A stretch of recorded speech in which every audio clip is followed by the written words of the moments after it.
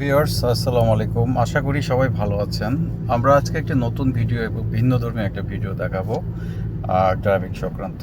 আহ, যখন একজন স্টুডেন্ট যখন ড্রাইভিং লেসন বা প্রশিক্ষণ শুরু করে, তার সবচেয়ে বড় সমস্যা হয় স্টিয়ারিং। যেমন দেখেন এই স্টিয়ারিং, অনেকেই আসলে থাকে, মানে থিঙ্ক থাকে বা বুঝতে পারেন না যে স্টিয়ারিংয়ের কোথায় ধরতে হয়। আসলে steering right, make a right. স্টিয়ারিংটা দেখেন, আমার এক স্টুডেন্ট, আমাদের এক বড় ভাই, তো তিনি ক্লাস করছেন। তো দেখেন স্টিয়ারিংটা ধরতে হয় মাঝে এবং ঘোরাতে হয় কিভাবে দেখেন। আহ, ঠিক স্টিয়ারিংটা এইভাবে ঘোরাতে হয়। আমার এই চ্যানেলে একটি ভিডিও আছে, how to move car steering wheel, ওটা দেখলেও আপনারা অনেকটা গাইডলাইন পাবেন। তবে স্টিয়ারিং হুইলটা ঘোরানোটা আসলে খুবই গুরুত্বপূর্ণ। স্লো স্লো, এখানে একটা গর্ত আছে।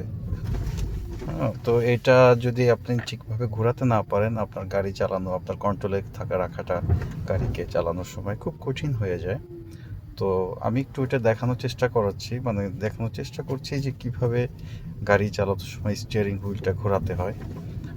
এই জিনিসটা একটু খেয়াল করবেন। লেফট।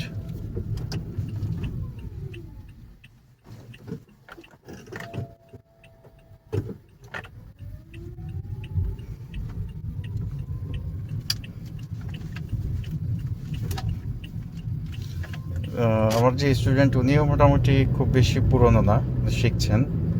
তো তার স্টিয়ারিং মোটামুটি খুব ভালো না, তা মোটামুটি হয়। তো এটা দেখলেও আপনারা একটা ধারণা পাবেন, এই জন্য একটু দেখানোর চেষ্টা করছি। ঝাঁকি লাগতেছে কেন? তো আশা করি আপনারা বুঝতে পেরেছেন যে গাড়ির স্টিয়ারিং রানিং যখন চলে কিভাবে ঘোরাতে হয় এবং কোথায় ধরতে হয়। তো আমাদের সাথে থাকবেন, ভিডিওটা শেয়ার করবেন। সবাইকে ধন্যবাদ।